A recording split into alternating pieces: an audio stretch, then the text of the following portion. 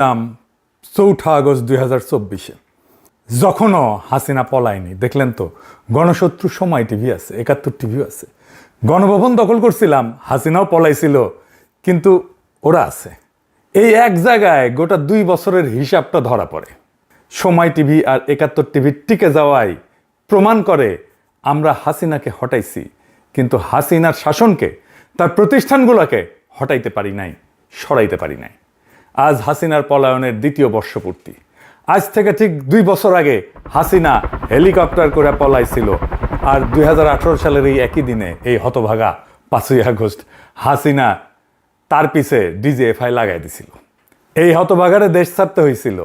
খোদা তাআলার কি অসীম কুদরত, সে একই দিনে কাঁঠাল রানীকে পলাইতে হইল হেলিকপ্টার কইরা গণরোষে।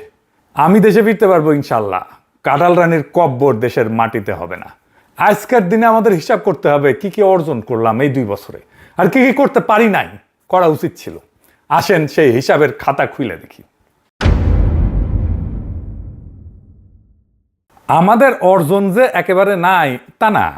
দেখেন, 1 নাম্বার, হাসিনা নাই, সে পলাইছে, এটা গুরুত্বপূর্ণ। তার এত বড় দল, রাষ্ট্রযন্ত্র, তার দলের গুন্ডা যে লেসপেন্সার বাহিনী গড়ে তুলছিল, আমলাতন্ত্র, bureaucracy, police, BDR, army, RAB আর ইন্ডিয়া, কেউই তারে রক্ষা করতে পারে নাই। পদত্যাগ কইরা দেশের জেলে থাকার মতো অবস্থাও তার ছিল না, দেশ ছেড়ে পালাইতে হয়েছে। হাসিনার পতন হবে এটি তো অবিশ্বাস্য ছিল আমাদের কাছে, অনেকের কাছে ছিল। সত্য কথা, আলহামদুলিল্লাহ, রাক্ষসী গেছে। এটাই তো আমাদের জীবনের একটা বড় অর্জন, সবচেয়ে বড় অর্জন। আর কি লাগে অর্জন? 2 নাম্বার, হাসিনা, তার দল, তার লেসপেন্সার, এদের বিচার হইতেছে। 5ই মে শাপলা হত্যাকাণ্ডের বিচার হইতেছে। 3 নাম্বার, আয়নাঘর গুড়ায় দেওয়া হয়েছে, গুম ক্রসফায়ার বন্ধ হয়েছে, ডিজিটাল নিরাপত্তা আইনে হয়রানিমূলক মামলা বন্ধ হয়েছে, প্রত্যেক দিন 1000 খানিক মামলা হইতো। 4 নাম্বার, একটা নির্বাচিত সংসদ হয়েছে, তারা ফাংশন করতেছে, যেমনই করি ভালো মন্দ, তারা ধীরে ধীরে সংসদীয় রাজনীতির ধারায় ফিরতেছি আমরা।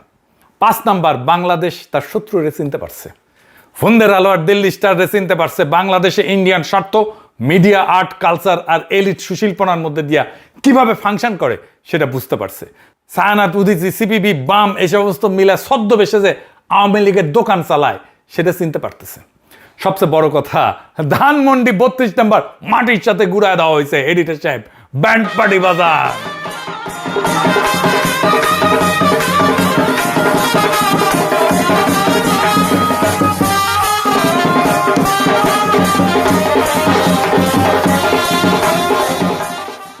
এইবার হিসাবের অন্য পিঠ। দেশের সব সংকট চইলা যায় নাই, কিছু সংকট বাড়ছে। আর ব্যর্থতাগুলা 3টা জায়গায়, আমাদের নিজেদের ভেতরে, জুলাইয়ের শক্তির ভেতরে, আমাদের কালচারে আর ওদের প্রতিষ্ঠানে। জুলাইয়ের শক্তির ভেতরে ঐক্য নাই। আজ যখন এই ভিডিও রেকর্ড করতেছি তখন জাতীয়তাবাদী চাচ্চু দল নানা জায়গায় শিবিরের উপরে ঝাঁপে পড়িছে। হ্যাঁ, চাচ্চু দলের মিছিল দেখেন।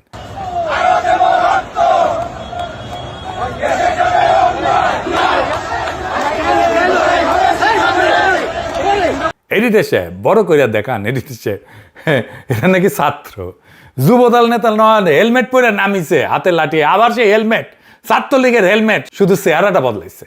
আর তার সাথে কে? ঢাকা বিশ্ববিদ্যালয়ের ওই যে ফজলুল হক হলে যে চোর সন্দেহে তোফাজ্জল হোসেনকে পিটায় মারছিল না, ওই মামলার চার্জশিটভুক্ত আসামি এফএইচ হলের ছাত্র দলের নেতা শেখ রমজান আলী রকি।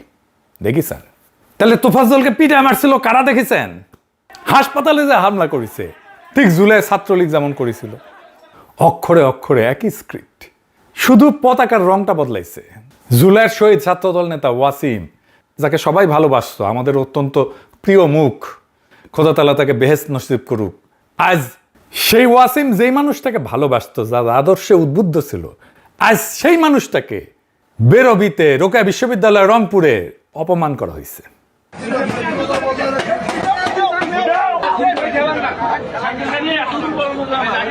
এরা তো আবার শাহবাগ কায়েম করতেছে, কারণ আওয়ামী লীগাররা আশ্রয় পাইছে বিএনপিতে, আশ্রয় দিছে আনুষ্ঠানিকভাবে। নৌকার লোকদের আশ্রয় দেওয়ার ঘোষণা দিছে মির্জা ফখরুল। দেখেন, এখন আমাদের যারা এখানে নৌকা পড়তেন সারা বাংলাদেশে, তারা তো একটু অসহায় অবস্থায় আছে, যে আমাদের মূল লক্ষ্যে পড়ায় গেছে, আমরা এখন কি করবো? তো সেই জায়গায় আমি আপনাদেরকে এইটুকু আশ্বাস দিতে পারি যে আপনাকে হতাশ হবেন না, ধানের শীষ আপনাদের পাশে আছে, আমরা আপনাদের পাশে আছি। আমরা বেঁচে থাকতে আপনাদের গায়ে কেউ ফুলের টোকাও দিতে পারবে না। তারেক রহমান বলে আন্দোলনের সময় নাকি জামাত শিবিরে পাওয়া যায় নাই। হ্যাঁ, জামাত শিবির কয় নাই, বলছে গুপ্ত। শোনেন, আজকে অনেকেই দাবি করে, কারো নাম আমি উল্লেখ করতে চাই না, যাদেরকে একটি শব্দ, গুপ্ত একটা শব্দ ব্যবহার করলেই মানুষ, সাধারণ মানুষও তাদেরকে চিনে, তারা কারা। এদেরকে কিন্তু আমরা অনেক খুঁজেছি, তাদেরকে আমরা পাইনি, আমি পাইনি দূরে থেকে। আপনারা কি কেউ পেয়েছিলেন রাজপথে তাদেরকে কিন্তু রাজপথে আমরা দেখিনি। 17 বছর বিভিন্ন জায়গায় আমরা তাদেরকে দেখিনি। শুনিছেন তো? তারেক রহমান এই মিছিলটা কারা করেছিল দেখেন।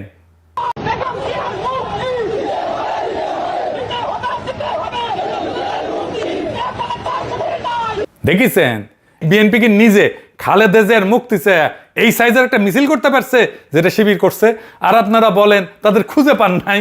আশ্চর্য কথা। মজার কথা হইল, বিএনপির যে প্রিয় পত্রিকা ফুন্দের আলো প্রসঙ্গে আসতেছি পরে, সে কইতেছে কর্মসূচি ঘোষণা করতো বিএনপি আর পালন করতো জামাত শিবির। দেখেছেন? আর তারেক রহমান বলে তাদের পায় নাই।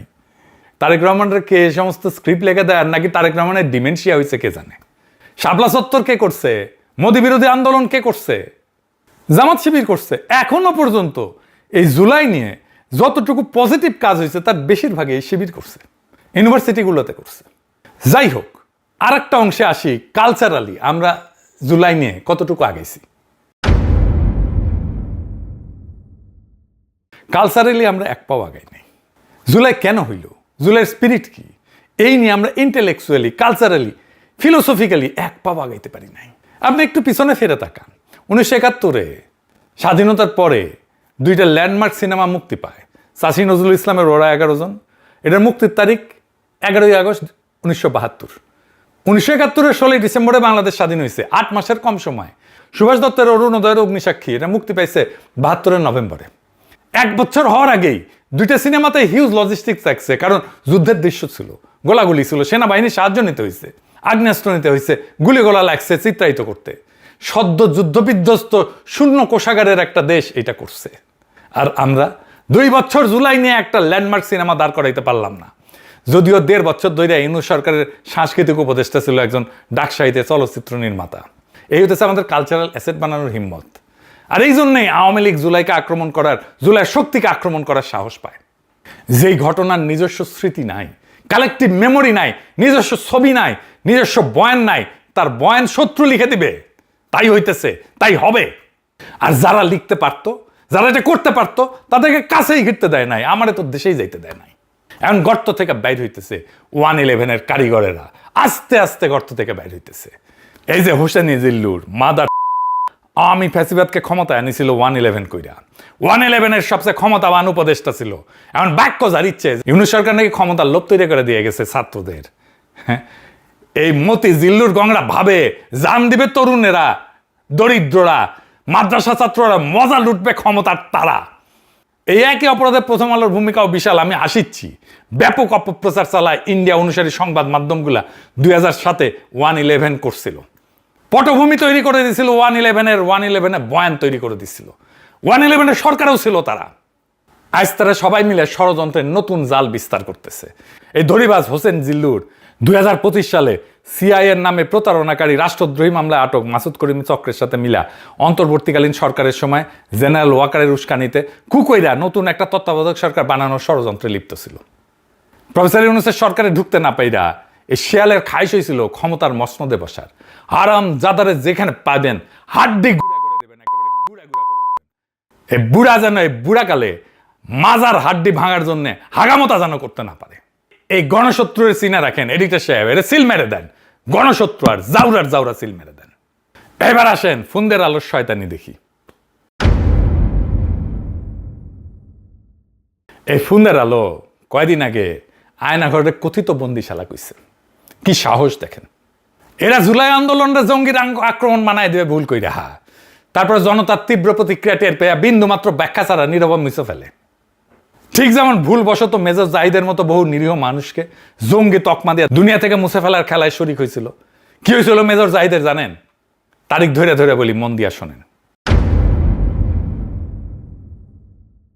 সেপ্টেম্বর 2016 মেজর জাহিদকে জঙ্গি সাজায় হাত করা পড়া অবস্থায় 16টা গুলি করা হয়। আর 2017 জানুয়ারিতে হাসিনা তার স্ত্রীকে জেলে পাঠায়। তখন ওনার 2 মেয়ে, বড় মেয়ের বয়স 7 আর ছোটটার বয়স 1 বছর মাত্র। আহারে, ছোট মেয়েটা মায়ের সাথে জেলে বড় হইতে থাকে, দুধের বাচ্চারে জেলে পাঠাইছে বাবারে মাইরে ফেলা। বড় মেয়ে মামার বাসায় বড় হইতে থাকে, জেলে মাকে দেখতে গেলে কান্ত মা বাচ্চাটা শুধু। 3 বছর পরে মিসেস জাহিদ জামিন পায়। জামিনের 6 মাসের মধ্যে ডিবি অফিসে তারে আবার ডাকা হয়। সেখানে আমেনা মহসিন এবং আরেকজন প্রভাষক ছিল ইন্টারন্যাশনাল রিলেশনের, নামটা জোগাড় করতেছি, তারে নানা রকম প্রশ্ন করে মিসেস জাহিদকে, আপনার কখন থেকে এই পরিবর্তন, কখন থেকে হিজাব পড়েন, আপনার হাজবেন্ড কি আগে থেকে এমন ছিল? স্বামীকে হাত করা পড়ায় মিথ্যা অপবাদে 16টা গুলি করছে, আর তার বিধবাকে এখন জেরা করতেছে সে হিজাব পড়ে কেন। এর কিছুদিন পর হঠাৎ করে আদালতে হিয়ারিং হয়, জামিন বাতিল হয়ে যায়। জামিন বাতিলের খবর শুনে ওনার মা অসুস্থ হয়ে পড়ে, মিসেস জাহিদের মা। বছর খানিকের মধ্যে মিসেস জাহিদকে আবার জেলে পাঠানো হয়। 2022-এ উনি যখন জেলে, তখন ওনার মা মারা যায়। জেলে থাকার কারণে শেষবারের মতো দেখতে যেতে পারেননি। আর মেজর জাহিদের বাবা মাও ছেলের শোকে মারা গেছেন, ছেলে খুন হওয়ার কিছুদিনের মধ্যেই। হাসিনা আমলে কত কষ্ট, এত যন্ত্রণার মধ্যে দিয়ে একটা পরিবার জীবনযাপন করছে, সবকিছু শেষ হয়ে গেছে এই পরিবারের। এই ছবিটা একটু বড় করে দেখান, বড় মেকআপ করলে নিয়ে মেজর জাহিদের ছবি। আমরা মনে করি আমরা অনেক ত্যাগ করেছি, এই পরিবারের কষ্ট যন্ত্রণা ত্যাগের কাছে আমাদের লড়াই কিছু না। মিথ্যা পদে হত্যা করা হয়েছিল, এখন মেজর জাহিদকে মরণোত্তর ব্রিগেডিয়ার জেনারেল করা হয়েছে, আলহামদুলিল্লাহ। মেজর জাহিদ মরে গিয়ে বাইসে গেছেন। কি পরিমাণে পারিবারিক, সামাজিক, মানসিকভাবে লাঞ্ছিত হয়েছে এই পরিবারটা। এমন একটা সুখের সংসার সারখার করে দিছে হাসিনা। আর হাসিনার এই জুলুমের বয়ান উৎপাদন করে দিয়েছে ফোনদের আলো, দিল্লি স্টার। দিল্লি স্টার কি শিরোনাম করছিল দেখেন, জাহিদকে নিয়া এই 2 অভিশপ্ত মিডিয়া মেজর জাহিদের খুনের বৈধতা উৎপাদন করছে। ফোনদের আলো, দিল্লি স্টার, এদের ক্ষমা নাই। ব্রিগেডিয়ার জাহিদকে সৃষ্টিকর্তা শহীদ হিসাবে কবুল করুন। কিন্তু এদের কিছু হয় নাই, ফোনদের আলো, দিল্লি স্টারে কিছু হয় নাই, কোনো স্বীকারোক্তি নাই, কোনো গ্লানি নাই, কোনো অনুশোচনা নাই। এই মিডিয়া সন্ত্রাসের বরপুত্রদের কোথাও জবাবদিহি করতে হয় না, তাদের স্বাধীনতা অলঙ্ঘনীয়, পুত পবিত্র। আর এখন তারা ভিকটিম সাজছে, পুড়ে যাওয়া ফোনদের আলো, দিল্লি স্টার দেখায়, দৈনিক নাগাসাকি হিরোশিমা নাকি হয়েছে ওইটা দেখায় সবাইকে, আমরা ভিকটিম, আমাদের মারিছে। আয়নাঘরের মতো নৃশংস গোপন বন্দিশালার অস্তিত্ব প্রথমে অস্বীকারের চেষ্টা করছে, তারপর আবার ইনভার্টেড কমার মধ্যে রেখে মিথ্যা ছাপাই দিছে। এই খেলা চলছে 24 ঘন্টা। আসলে এই 24 ঘন্টা ধরে আমরা মাপছে আমাদের সহ্য শক্তি কতটা হজম করতে পারি। এইবার 24 ঘন্টার পরীক্ষা নিছে। ভাইবা দেখেন ভবিষ্যতে এই পরীক্ষার সময়সীমা কত দীর্ঘ হইতে পারে। কেউ তো ভাবতেছেন এই মতি মাহফুজ তো বুড়া একদম কয়দিন পরে জয় বাংলা হয়ে যাবে, এই কুকুরটি আর কয়দিন চালাবে, দিন বদলাইবে না। ওরা যে কালচারাল ইনস্টিটিউট গড়ে তুলছে, তাতে সবাই একটা ছোট ছোট মতি মাহফুজ। কেউ হয়তো সঠতায় মতি মাহফুজকে হার মানাবে। যে তীব্র ঘৃণার বিদ্বেষ থেকে ওরা কথিত শব্দটা উচ্চারণ করে, তা ওদের মজ্জাগত, ওদের মনের মধ্যে গভীরভাবে প্রতীত আছে। এইটাই পার্ট অফ 71-এর চেতনা। আমার দেশ যদি এরকম ভুল করতো, হাতে পায়ে ধরে মাপ চাইলেও আমার দেশের অস্তিত্ব থাকতো না। মাহমুদুর রহমানকে এতক্ষণে ভার্চুয়াল লিঞ্চিং করে দেওয়া হইতো। আর মতি মাহফুজের এই কথিত দুঃখ প্রকাশের যে নির্লজ্জ ভাওতাবাজি, তা জাইনাল জাতি কৃতার্থ। আর এই ফোনদের আলো, দিল্লি স্টারকে পাবলিক সোটা লাল করে দিলে নাকি লজ্জায় আমাদের মাথায় হেঁট হয়ে যায়। কথা শুনতে হয় খলিলুর রহমানের কাছ থেকে। খলিলুর রহমান আবার নিজে কয় না, তারা এবার শিখাই দিছে পশ্চিমারা। শুনেন, আবার ওটা নাকি স্বাধীন গণমাধ্যম। প্রথম আলো এবং ডেইলি স্টারের উপরে আক্রমণ, এই ধরনের আক্রমণ আমরা আগে দেখিনি। এটা ছিল স্বাধীন গণমাধ্যমের ওপর একটা আক্রমণ। আমাদের যে লজ্জা পাইতে হবে সেটা আবার পশ্চিমারা শিখাই দিছে খলিল।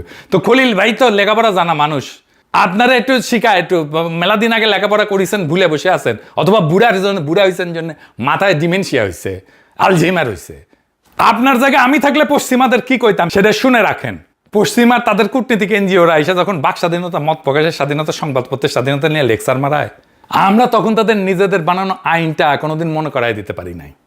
নুরেমবার্গে টপ নাৎসিদের সাথে কাঠগড়ায় দাঁড়াইছিল জুলিয়াস স্ট্রাইকার। লোকটা নাৎসিবাদী পুরানো কর্মী। ওর একটা কাগজ ছিল, ডের স্টুমার। যুদ্ধের ভয়াবহতম বছরগুলোতে তার হাতে কোনো রাষ্ট্রীয় ক্ষমতা ছিল না, সেনাবাহিনীতেও ছিল না, হলোকাস্টের পরিকল্পনার টেবিলেও সে বসে নাই কখনো। তার হাতে ছিল শুধু একটা পত্রিকা, আর ওই কাগজ চালানোর অপরাধে ওর ফাঁসি হয়েছে। কারণ সে নাজি শাসনের, হিটলারের পক্ষে বয়ান উৎপাদন করছে ওই পত্রিকায়। স্ট্রাইকার নুরেমবার্গে উঠছে সম্পাদক হিসেবে। ট্রাইব্যুনাল তাদের 2টা অভিযোগে বিচার করে, ষড়যন্ত্র এবং মানবতা বিরোধী অপরাধ। মানবতা বিরোধী অপরাধে দোষী সাব্যস্ত হয়। বলছিল সে হলোকাস্টের জন্য উস্কানি দিছে। এটাই রাজনৈতিক জাতিগত ভিত্তিতে নিপীড়ন, এটাই মানবতা বিরোধী অপরাধ। 16 অক্টোবর 1946-এ তাকে ফাঁসি দেওয়া হয়। ব্রিটিশ আমলে ভারতবর্ষে সংবাদপত্র, সাংবাদিক, এডিটরদের জেল জরিমানা করছে না, পত্রিকার ডিক্লারেশন বাতিল করছে না। এগুলো তো ইংরেজরাই শিখাই গেছে। ইংরেজ আমলে পত্রিকার বিরুদ্ধে একের পর এক আইন বানানো হয়েছে না। কাজী নজরুল ইসলামকে যে জেলে ঢুকানো হয়েছিল কি জন্যে? অসংখ্য সাংবাদিককে জেলে ঢুকানো হয়েছিল ইংরেজদের বিরুদ্ধে লেখার জন্য। ওরা নাকি আমাদের আধুনিক সভ্যতা শিখাইতে আসছিল। মতি মাহফুজ আইসা যখন কয় সাংবাদিক কেন ধরা হয়েছে, সাংবাদিকরা কেন জেলে, প্রশ্নটা ওইটা না। প্রশ্ন হইল গুম খুন যখন চলতেছিল তখন কে সে যাই না শুনে সেই খুনের জন্য বয়ান বানাইছে? কার কলমের ডগায় জঙ্গি তকমা লাগায় মানুষটা লাশ হইছে? 1/11 জঙ্গি নাটক, 16 বছরের বয়ান নির্মাণ, এইগুলার নথি আছে, তারিখ আছে। মতি মাহফুজকে কাঠগড়ায় তুলতে হবে। 1/11 কইরা বাংলাদেশে ফ্যাসিবাদ কায়েম আর ফ্যাসিবাদের পক্ষে জঙ্গি বয়ান তৈরি করা হাজার হাজার মানুষকে গুম খুনের অপরাধে মতি মাহফুজের ফাঁসি চাই। এটা প্রতিশোধ না, এটা ওদেরই শেখানো সভ্যতা, পশ্চিমাদের শেখানো সভ্যতা। আর এইটাই ওরা সবচেয়ে বেশি ভয় পায়, কারণ এইখানে প্রেস ফ্রিডম বইলা চিৎকার কইরা পার পাওয়া যায় না। পার পায় নাই নুরেমবার্গে, মতি মাহফুজ পার পাইবে না। ওরা বাইসা থাকুক, দেখি ওদের গলায় ফাঁসির দড়ি না ঝোলানো পর্যন্ত আমাদের মুক্তি নাই। আর যতদিন বিচার না হইতেছে ততদিন ওদের টাকার লাইনটা কাটেন। যতদিন এটা হইতেছে না ততদিন এই দুই প্রতিষ্ঠান যাদের বিনিয়োগে চলে ওদের আর্থিক যোগানোর উৎস বন্ধ করে দিতে হবে। ফুন্দের আলো আর দিল্লি স্টারের মালিক হইতেছে ট্রান্সকম। ট্রান্সকমের সবচেয়ে বড় আয় আসে তাদের ওষুধ কোম্পানি এসকেএফ থেকে। ওখানে আয় করে এসকেএফে, আর ওইটা দুইটা পত্রিকা চালায়, ঢালে এইখানে বাঁচায় রাখে। এই কোম্পানির ওষুধ কিনবেন না। এইটা সাহেব লোগোটা বড় করে দেখায় দেন, স্ক্রিনে বড় করে ধরে রাখেন। আপনারা শুধু ওষুধের গায়ে লোগো থাকলে কিনবেন না।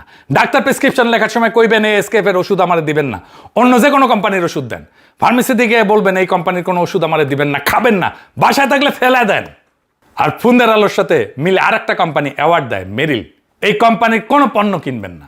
10% বেচা বিক্রি কমলে এমনিতে ওদের শুকায় গুটা হয়ে যাবে। এই 2 বছরের খাতায় হাসিনা পলাইছে, বিচার শুরু হয়েছে, আয়নাঘর ভাঙছে, 32 নাম্বার ভাঙছে, একটা নির্বাচিত সংসদ বসছে। এগুলো ছোট জিনিস না, এগুলো এক জীবনের অর্জন। আর খাতার অন্য পিঠে সময় টিভি চলতেছে, 71 টিভি চলতেছে, ফুন্দের আলো, দিল্লি স্টার এখনো ঠিক করে দেয় কোনটা খবর আর কোনটা কথিত। 1/11 কারিগরের আর টকশোর সোফায় ফিরে আসছে। ছাত্রদল 2026-এ ঠিক সেই কাজ করতেছে যা ছাত্রলীগ 16 বছর ধরে করছে। আর নৌকার লোকেরা ধানের শীষের ছায়ায় বাসা বাঁধতেছে। এর মানে একটাই, আমরা মানুষটাকে হটাইছি, যন্ত্রটাকে না, সিস্টেমটাকে না, ব্যবস্থাটাকে না। বাংলাদেশের ফ্যাসিবাদ কোনোদিনই এক মহিলা ছিল না, শুধু হাসিনা ছিল না, ওইটা একটা জোট ছিল। যে মিডিয়া বয়ান বানায়, যে বুদ্ধিজীবী তার বৈধতা দেয়, যে ব্যবসা তাকে টাকা যোগায়, আর যে সংস্থাটা কাজটা সেরে ফেলে। হাসিনা পলাইছে, জোটটা রয়ে গেছে। আর নতুন মালিকের কাছে নিজের ভাড়া দিতে শুরু করছে এই জোটটা। আর সবচেয়ে গভীর ব্যর্থতা আমাদের নিজেদেরই। 8 মাসের মধ্যে ওরা 11 জন বানাইছিল, আমরা 24 মাসে কিছুই বানাইতে পারি নাই। যে অভ্যুত্থান নিজের স্মৃতি নিজে গড়ে না, তার স্মৃতি লিখে দেবে তার শত্রুরাই। এই জন্যেই আজ কথিত বন্দিশালা লেখার সাহস হয়, কারণ ওরাই লিখবে আমাদের ইতিহাস। তাহলে 3য় বছরের কাজটা কি? 3টা। ফুন্দের আলো, দিল্লি স্টার যা যা অপরাধ করছে, যা যা বয়ান তৈরি করছে, মেজর জাহিদকে দিয়ে শুরু করেন। আবেগ দিয়ে বিচার হয় না, নথি দিয়ে বিচার হয়। এইটা দিয়ে তাকে বিচারের কাঠগড়ায় আমরা দাঁড়াই, বিচারের কাঠগড়াটা যেন খালি না থাকে। 2 নাম্বার কালচারাল অ্যাসেট বানানো, সিনেমা, বই, আর্কাইভ, সিলেবাস। যে জাতি নিজের অভ্যুত্থানের ছবি বানাইতে পারে না, সে জাতি অভ্যুত্থান ধরে রাখতে পারবে না। 3 নাম্বার টাকার লাইন কাটেন। যতদিন বিচার হইতেছে না ততদিন আপনার মানিব্যাগে আপনার হাতিয়ার। কে বিজ্ঞাপন দেয়, কে অ্যাওয়ার্ড স্পন্সর করে, কার ব্র্যান্ড এই কাগজের পাতায় ঝোলে, এই নামগুলো জানেন, আর সেই অনুযায়ী কিনেন। আমি দেশে ফিরবো, কাঁঠাল রানীর কবর এই মাটিতে হবে না ইনশাল্লাহ। কিন্তু সেটা যথেষ্ট না। মেজর জাহিদের যে মেয়েটা মায়ের কোলে জেলখানায় বড় হয়েছে, সে যেদিন জানবে তার বাবাকে কে খুন করছে আর কে ওই খুনের বৈধতা লিখে দিছে, আর এই দুইজনই যেদিন একই কাঠগড়ায় দাঁড়াইবে, সেই দিন জুলাই পূর্ণতা পাবে, তার আগে না। ইনকিলাব জিন্দাবাদ, আজাদি জিন্দাবাদ।